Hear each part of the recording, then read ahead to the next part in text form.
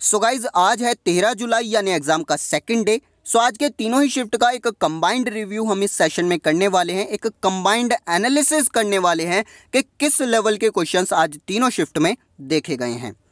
सो transformation से एक question था and the sentence is she will never forget him. यहाँ पर नेवर आया है, दैट मीन्स आपका सेंटेंस नेगेटिव है और ये बनाना था आपको अफर्मेटिव। सो कैसे बनेगा? She will always remember him.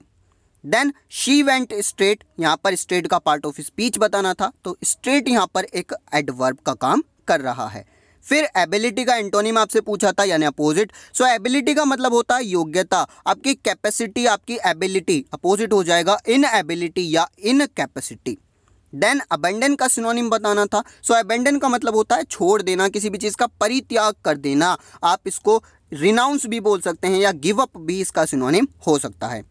Then idiom से एक क्वेश्चन था hit the nail on the head. अब इसका क्या मतलब है? आप कोई भी चीज़ रिमेंबर करने की कोशिश कर रहे हो, याद करने की, लेकिन वो आपके माइंड में स्ट्राइक नहीं हो रही, और जैसे ही स्ट्राइक होती है आपको याद आता है, तब वो सिचुएशन में आप बोलोगे hit the nail on the head. यानी आप एग्जैक्टली जो पॉइंट है आप उस पर पहुंच चुके हो, जो आप सोचना चाह रहे थे वो आप सही तरीके से सोच पा रहे हो, आपका माइंड वहां तक जा पा रहा है।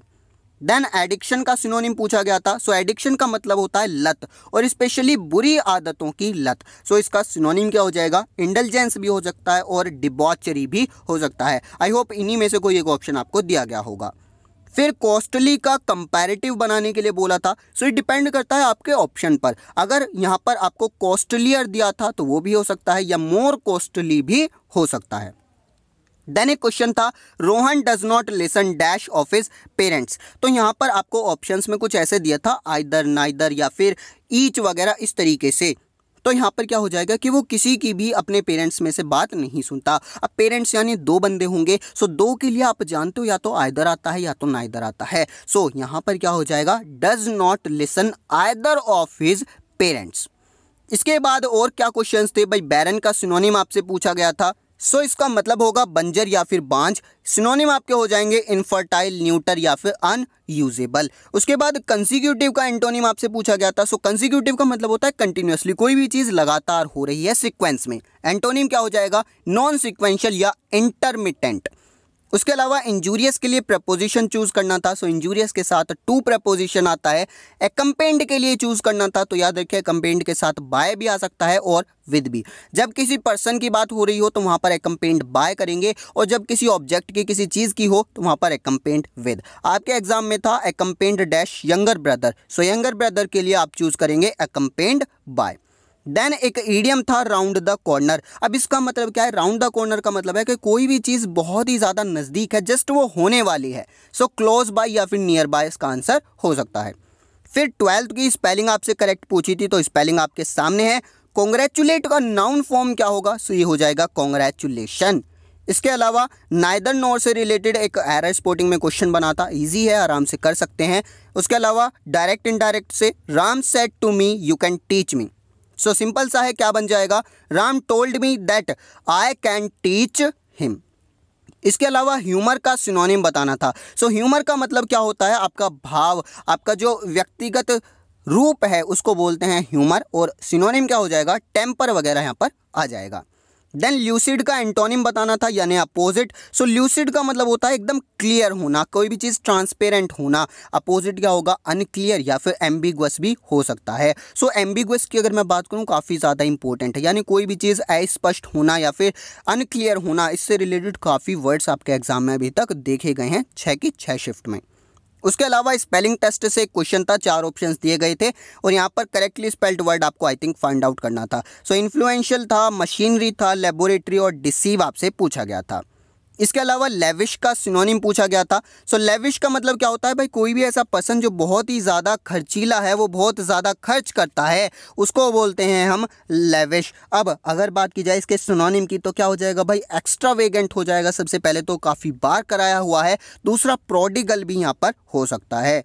इसके अलावा एरर स्पॉटिंग के अंदर एक क्वेश्चन था, she behaves like she was a billionaire. तो मैंने आपको पहले ही बता रखा है भाई, इस टाइप का कोई भी क्वेश्चन बने कि वो ऐसे व्यवहार करती है जैसे कि वो बिलियनियर हो, असल में है नहीं पर करती है कि वो जैसे बिलियनियर हो। सो इस टाइप के क्वेश्चंस में याद रखिए हमेशा वर्क का यूज़ होता है, काफ़ी बार कराया हुआ है। सो वॉज में यहाँ पर एरर था। इसके बाद रेमिटेंस की सही स्पेलिंग पूछी थी। सो स्पेलिंग आपके सामने है। स्मार्टर एनफ को लेकर एक एरर आया था। सो याद रखिए भाई, एनफ से पहले आप कोई भी एडजेक्टिव वगैरह अगर लगा रहे हैं, कोई भी वर्ड आप लगा रहे हैं, तो वो कभी भी आपका कंपैरेटिव डिग्री में या सुपरलेटिव डिग्री में नहीं होगा, वो हमेशा आपका पॉजिटिव डिग्री में होना चाहिए। यानी स्मार्टर की जगह यहाँ पर क्या होगा, स्मार्ट होगा सिर्फ। इसके बाद एजर्ट का नाउन फॉर्म पूछा था। सो काफ़ी बार मैंने आपको करा रखा है वर्ड फॉर्मेशन की वीडियो, उसमें एजर्ट का नाउन हो जाएगा एजर्शन। इसके अलावा वन वर्ड सब्सटीट्यूशन से एक क्वेश्चन था, आउट ऑफ डेट, यानी कोई भी चीज़ जो पुरानी हो जाए, आउट ऑफ डेट हो जाए, सो उसको क्या बोलते हैं, ऑब्सोलीट बोलते हैं। इसके अलावा रेसिस्ट को लेकर एक क्वेश्चन था वोकैबुलरी में। अब आई डोंट नो यहाँ पर एंटोनिम पूछा गया था या सिनोनिम पूछा गया था, बट रेसिस्ट की अगर बात की जाए तो इसका मतलब होता है किसी भी काम में बाधा डालना, उसको रोकना, उसका विरोध करना। सो अगर बात की जाए सिनोनिम की तो क्या हो जाएगा भाई, किसी भी चीज़ में ऑब्स्टेकल पैदा करना, हर्डल करना, इंटरप्ट करना किसी चीज़ को। और अगर एंटोनिम की बात की जाए तो किसी चीज़ को एनकरेज करना, वो हो जाएगा एंटोनिम। सो अभी आप देखेंगे पिछली जितने भी शिफ्ट को हमने एनालाइज किया है, वहाँ पर किसी भी काम में बाधा डालने के लिए और रुकावट डालने के लिए काफ़ी ज़्यादा बार आपका एंटोनिम सिनोनिम्स बन रहे हैं। सो इस वर्ड से रिलेटेड जितने भी आपके एंटोनिम सिनोनिम्स बन सकते हैं, वो सभी को ज़रूर से ध्यान रखिएगा, रुकावट डालना और बाधा डालना।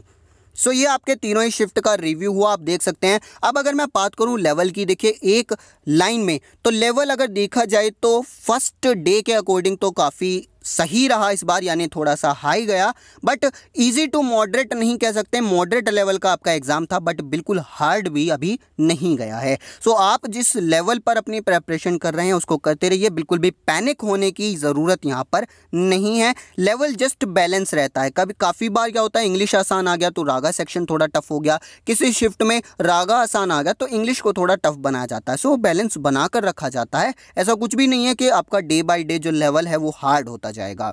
इसके अलावा अगर आपके एग्जाम में अभी भी 2 या 2 से ज़्यादा दिन बच रहे हैं तो मैं आपको रिकमेंड करूंगा अभी भी आप रिवीजन वगैरह में लग जाइए, आप मॉक्स वगैरह लगाते रहिए। बट अगर आपके एग्जाम में 2 या 2 से कम दिन बचे हुए हैं तो मैं आपको रिकमेंड नहीं करता, आप कोई भी मॉक वगैरह मत लगाइए, अभी बिल्कुल फ्री रहिए। एंड अब आपको काफ़ी सारे रिव्यूज़ देखने को मिल गए हैं। सो अब रिव्यूज़ देखने का कोई भी मतलब नहीं बनता, बिकॉज आपको आइडिया लग गया अभी क्वेश्चंस किस टाइप के बन रहे हैं। बिकॉज 6 शिफ्ट का रिव्यू मैं आपको करा चुका हूं, and that's enough to understand the level of the exam.